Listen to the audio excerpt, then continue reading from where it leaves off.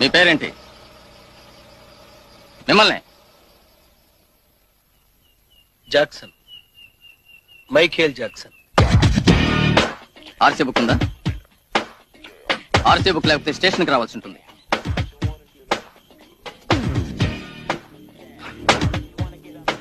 ఎవరితో మాట్లాడుతున్నావో తెలిసే మాట్లాడుతున్నావా?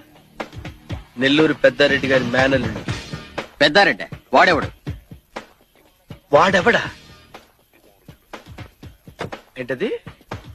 నెల్లూరు పెద్దారెడ్డి ఎవరో తెలీదా మీకు? ఆ?